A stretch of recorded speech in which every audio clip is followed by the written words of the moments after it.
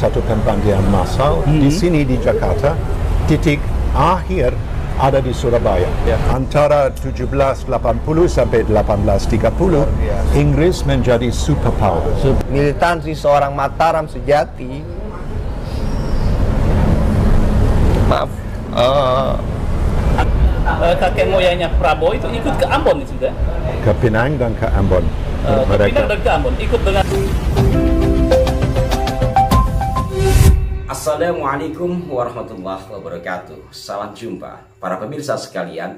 Berikut ini akan kami tayangkan hasil wawancara sahabat kami Yusuf Maros dari Parasuka TV bersama Raden Dibyo Laksomono Tra HB2 dan Profesor Peter Carey, seorang sejarawan yang sangat terkenal, berkenaan dengan kedatangan bangsa Eropa ke Nusantara, secara khusus ke Jawa, yang diantaranya telah menimbulkan petaka besar. Hal lain juga yang mungkin tidak banyak difahami bahwa perlawanan Keraton Ngayogyakarta Hadiningrat di masa Sri Sultan Hamengkubuwono II terhadap pasukan Inggris adalah perlawanan bangsa pribumi terhadap negara superpower. Karena pada saat itu Inggris adalah negara superpower, sebagaimana hari ini adalah Amerika Serikat. Maka dari itu, masyarakat kemudian mengharapkan agar pemerintah Republik Indonesia menetapkan tokoh-tokoh pejuang pada masa itu, yakni Sri Sultan Hamengkubuwono II, KPA Mangkuniningrat, kemudian KRT Sumudiningrat, agar ditetapkan sebagai pahlawan nasional, dengan harapan masyarakat atau generasi mendatang akan lebih melek, akan lebih mengetahui bagaimana dan seperti apa perjuangan pada saat itu di dalam melawan negara superpower. Warga Indonesia untuk menghargai pahlawan mereka dan untuk memilih siapa yang layak diajukan atau tidak diajukan. Sebab pahlawan nasional, ya, itu bukan sesuatu yang harga mati, ya. Bisa menjadi seorang pahlawan walaupun tidak diakui. Menurut saya, dari awal orang Porto ke sini, dan kita bisa melihat itu waktu Albuquerque melakukan Malacca 1511 sampai akhir waktu Inggris berjuang di Surabaya. Salah satu default setting, salah satu benang merah bahwa orang Eropa ada di sini adalah kekerasan. Memang mereka di sini dalam bentuk company untuk berdagang, tapi ada default setting dari kekerasan. Dan default setting dari kekerasan sangat tidak menguntungkan warga pribumi dari Nusantara. Jadi dengan mengusir orang Belanda, mengusir orang Inggris, mengusir orang Porto atau yang lain, sebenarnya adalah tugas, dan kita bisa berjuang di dalam macam-macam cara. Kalau HB2 memilih berjuang dengan pakai berperang, jalur militer perang, tapi juga kita bisa memakai jalur seni seperti Ratna Saleh. Kita bisa juga pakai sastra, seperti Raden Masai dengan Babat Paketong atau Yosidiporo dengan Babat Dianti. Jadi ada macam-macam untuk berjuang. Tapi menurut saya, walaupun ini boleh dikatakan suicidal, salah satu cara bertindak yang tidak masuk akal, sebab Inggris punya banyak kekuatan, punya kekuatan di laut dengan angkatan laut yang paling utama, yang paling wahid pada waktu itu, Royal Navy, dan punya kekuatan di darat sebab mereka punya 250,000 tentara bayaran di India, kebanyakan di Bengal, tapi juga di Chennai dan juga di Bombay. Jadi ada 3 presidensi, dan 250,000 pasukan yang mereka bisa andalkan untuk datang ke sini waktu mereka mendarat di Cilincing, separuh dari 12,000 pasukan ekspedisi Inggris adalah orang India, ya. Dan orang Spey dipakai di Jogja, ya. Dan mereka menaklukkan dalam cara yang sangat brutal, ya. Kalau orang Belanda Prancis yang punya tentara kira-kira 18,000 waktu Inggris datang, 2/3 dari 18,000 musnah, ya. Ada 80,000 dari orang Hochtroopen yang tewas. 50% dari orang Prancis Belanda tewas, ya. Ini satu pembantaian massal, ya. Dan kita bisa tahu itu sebab salah satu nama tempat di sini di Jakarta adalah Rawabangkai. Dan Rawabangkai adalah di Kampung Melayu, Jatinegara. Dan ini mencerminkan bahwa ada begitu banyak mayat dari pertempuran di Jatinegara, di Meister Cornelis, bahwa mereka harus dimakamkan di dalam lubang massal, ya. Jadi titik awal dari Inggris di sini diawali dengan satu pembantaian massal di sini di Jakarta. Titik akhir ada di Surabaya, ya. Di mana ada 2/3 dari penduduk dari Surabaya menjadi korban buronan atau menjadi refugees, dan ada mungkin sebanyak 27,000 orang tewas di tangan Inggris, ya. Jadi ini menurut saya satu noda terhadap aib terhadap pamor kita orang Inggris, Skotlandia, dan juga siapapun yang menghadang menurut saya punya hak, untuk menghadang. Jadi sumpamanya ada pilihan untuk memilih HB2 atau Mangkubiningrat yang buyut Sumudiningrat sebagai panglima, walaupun menurut saya secara bijak itu adalah harakiri, ya, semacam suicidal, ya, sebab mereka menghadap salah satu kekuatan besar, superpower, ya. Antara 1780 sampai 1830 Inggris menjadi superpower. Ya. Seperti sekarang ada Amerika. Saddam Hussein menghadap Amerika. Berapa banyak minggu bertahan? Like samurai. Seperti samurai terakhir. Di Ponorogo juga dia sudah ada wangsit, sudah ada ramalan, sudah tahu menau apa sebenarnya dharma dia, dan dharma tidak akan membawa untung, ya. Dia orang pangeran paling kaya di Jogja sebelum perang, dia punya keluarga besar, dia punya kediaman yang bagus sekali di Tegarejo, dia punya tempat meditasi yang bagus sekali di Selorejo. Semua habis. Di bumi hanguskan oleh Belanda. Keluarga tidak bisa kembali kepada Pulau Jawa sebab mereka dicap G30S dari zaman kolonial. Kalau kita menulis salah satu tulisan mengenai di Ponorogo itu dibakar di jalan oleh Belanda, ya. Jadi siapapun yang bertindak untuk menghadap kolonialis, menurut saya adalah satu tindakan yang perlu dipuji, ya. Perlu diapresiasi, ya. Perlu diapresiasi, walaupun itu seperti samurai terakhir. Baik. Dan menurut saya juga ada sisi lain, ya, sisi lain dari HB2, sisi lain dari Mangkubiningrat, sisi lain juga dari Sumadiningrat. Sumadiningrat punya guru tasawuf yang namanya Kiai Tambi Jenggi. Kalau di Ambon, Mangkubiningrat menjadi seorang dukun Anggon Asmoro, dan di Penang kita tahu bahwa HB2 punya guru tasawuf orang Melayu yang datang, seorang yang membimbing dia dalam tarekat Chateria, ya. Jadi mereka punya salah satu hidup yang bukan hanya fisik tapi juga spiritual, ya. Dan menurut saya ini juga harus dihargai. Harus dihargai bahwa Mangkubiningrat adalah sastrawan, dia membuat babat Spey, ya.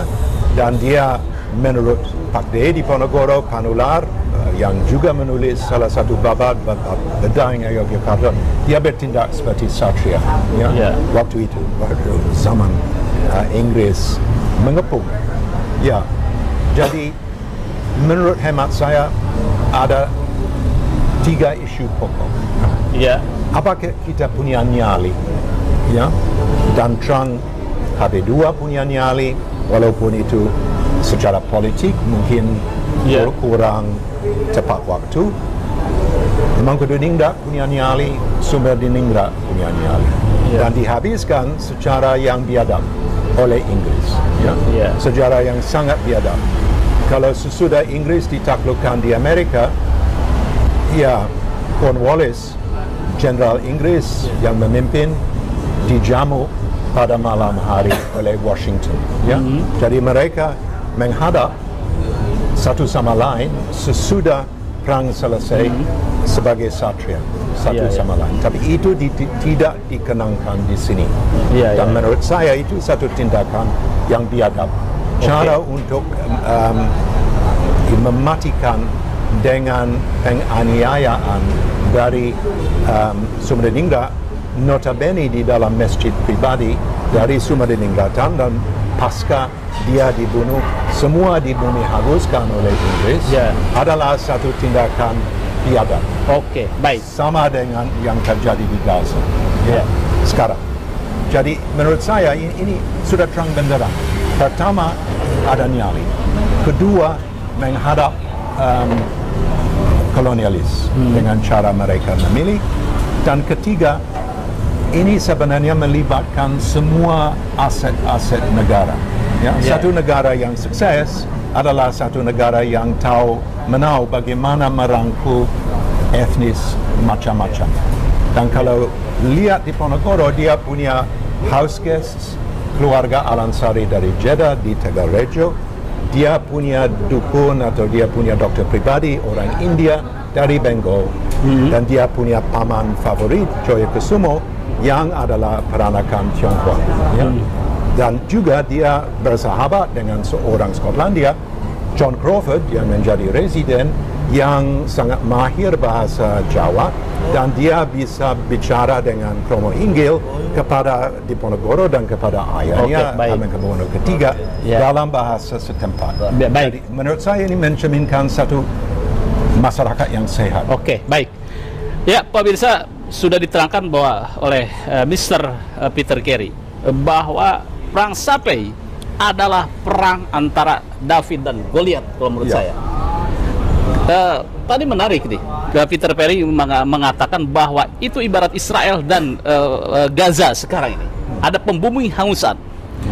Bisa kita bayangkan bagaimana Inggris menjadi superpower, tetapi nyali Hamengkubuwono II, kemudian KRT Sumerdiningrat dan Mangkubumi berperang melawan superpower, dan itu terjadi hidup dan mati di sana. Ini luar biasa. Nah, baik. Jadi kalau kita lihat ada desakan bahwa Hamengkubuwono II menjadi pahlawan, ini menurut saya pribadi nih, Bung Peter, ini tidak berlebihan. Justru negara harus hadir bahwa ada sosok pemberani, ada raja pemberani dengan melawan superpower ketika itu dengan persenjataan yang minim, tetapi tak gentar, maju tak gentar membela negaranya. Baik, saya langsung ke Den Dibjo. Den Dibjo, bagaimana Anda melihat tadi sudah bincang-bincang bahwa Hamengkubuwono II ini layak dan diajukan oleh Anda sebagai keluarga untuk menjadi pahlawan nasional. Ini bagaimana tadi menanggapi dari Peter Carey? Jadi saya mau meluruskan sedikit. Dia mengajukan Eyang Sri Sultan Hamengkubuwono II atau Eyang Raden Mas Sundoro bin Raden Mas Sujana itu bukan hanya keluarga besar Eyang HB2. Iya. Tetapi masyarakat, ya, khususnya masyarakat Jogja, ada yang di Kebumen, ada yang di Cilacap, ada yang di Banyumas, gitu loh. Karena kenapa? Karena tragedi pemalsuan makam ini akhirnya membuka semua tabir. Loh, kenapa bisa seperti ini? Nah, akhirnya mereka mengetahui cerita sebenarnya melalui bukti-bukti primer seperti catatan Pangeran Mangkubumi, Babat Panular, begitu ya. Nah, bagi saya Eyang Sri Sultan Hamengkubuwono II sangatlah pantas menjadi pahlawan nasional, dan ini sudah saya sampaikan juga di Syawalan kemarin. Kita di Jogja ada Syawalantrah HB 1 sampai 9, ada Syawalantrah HB 2. Pantas, kenapa? Beliau kalah. Ya. Tapi beliau tidak kalah. Begitu juga dengan Pangeran Diponegoro. Kalah berperang, tetapi beliau dia adalah pemenang perang. Beliau kalah. Ada tuladan. Tapi beliau tidak kalah, gitu loh, ya kan? Beliau tidak angkat tangan, beliau tidak menyerah, beliau tidak sampai titik darah penghabisan, ya kan? Ya kan? Kalau bahasa strategi militernya bumi hangus. Nah, itu satu. Yang kedua, Eyang Sri Sultan Hamengkubuwono II adalah contoh suatu nilai kebangsaan, militansi seorang Mataram sejati. Maaf, Anda kelihatannya emosi. Iya, yang terakhir itu dimiliki oleh Sultan Agung, ya kan? Ya, bahkan ada filmnya. Begitu juga dengan Eyang Amangkurat I, ya kan? Nah, beliau dijadikan pahlawan karena mempertahankan Ngayogyakarta Hadiningrat, bukan mempertahankan keraton, bukan sekedar keraton, bukan sekedar rumah, tapi banyak kawulo Mataram di situ gugur. Bahkan kalau panjang jalan ke Jogja, di situ ada namanya Masjid Rotowijayan. Ya. Di situ tertulis. Nah, jadi di saat Eyang Mangkubumi wafat di Ambon, ya, jasadnya dipindahkan ke Jogja, ya, kurang kalau nggak salah 1826 ya. Ya, 1826 ya, Prof ya. Itu jenazahnya utuh. Lalu Eyang Sri Sultan Hamengkubuwono II mengeluarkan sabdo, jangan makamkan putra mahkota anak saya ini sebelum saya wafat. Nah, beliau akhirnya wafat kalau nggak salah tahun 1828 ya. Eyang Sri Sultan Hamengkubuwono II akhirnya dimakamkan bersama. Jadi kalau kita ziarah ke Kota Gede, ini makam Eyang HB2, ini makam Eyang Mangkubumi, jenazahnya utuh. Gitu. Nah, jadi beliau mempertahankan apa yang dibilang sama Profesor Peter Carey tadi. Siapapun yang membela negara dari suatu penyerangan, ya kan, itu sudah sewajibnya, patut dihargai. Ada apresiasi gitu. Eyang Sri Sultan Hamengkubuwono I sudah menjadi pahlawan. Ya kan? Nah, yang sering kita lupa, ya kan, bahkan Profesor Peter Carey ini adalah meneliti Eyang Pangeran Diponegoro kurang lebih berapa tahun? 40 tahun berapa, Prof? Iya, kira-kira 40 tahun. 40 tahun beliau meneliti. Garis komando dari Eyang Pangeran Diponegoro, garis komando dari Eyang KGPA Mangkubumi, garis komando dari Eyang Sumodiningrat, garis komando dari GGRSPI adalah Eyang Sri Sultan Hamengkubuwono II. Iya. Begitu. Nah, jadi apabila ada suatu tragedi, ya kan, dan beliau mungkin ya pada saat itu sudah tahu kalau saya pasti hancur ini, tapi saya tidak akan menyerah, hajar, maju, ya kan, terus Nah, berarti sudah sepantasnya diberikan apresiasi. Nah, dan kebetulan Pak D, kebetulan Prof, dan semua rakyat Indonesia, bahkan seluruh netizen yang ada di dunia, karena YouTube sifatnya dunia ya, ya kan? Kebetulan calon presiden kita, Pak. Dan calon udah ditetapkan. Oh, udah ditetapkan deh. Udah ditetapkan, yaitu Pak Prabowo Subianto adalah darah terah dari Sri Sultan Hamengkubuwono II. Oh, Masya Allah. Melalui Pangeran Mertosono. Melalui Pangeran Mertosono Moderningrat yang ikut dengan HB2 ke Penang dan ke Ambon. Nah, dan ikut ke Ambon. Ya. Nah, Berarti kakek moyangnya Prabowo itu ikut ke Ambon itu sudah? Ke Penang dan ke Ambon. Ke Pinang dan ke Ambon ikut dengan ini ya? dibuang. Dibuang. Iya, ikut dibuang. Ya, mereka sangat dekat sekali dengan HB2. Nah. Jadi ada Mangkuniningrat dan juga ada Mertosono yang belakangan menjadi Moderningrat. Nah, bagaimana para pemirsa sekalian setelah Anda menyimak dari rangkaian wawancara tadi? Semoga Anda dapat memahami, semoga Anda tercerahkan, dan mohon masukannya di kolom komentar secara khusus terkait dengan harapan atau usulan dari masyarakat agar tokoh-tokoh dalam perang Sepehi itu dinobatkan sebagai pahlawan nasional. Sampai jumpa, mohon maaf jika ada kekeliruan. Wassalamualaikum warahmatullahi wabarakatuh. Rahayu.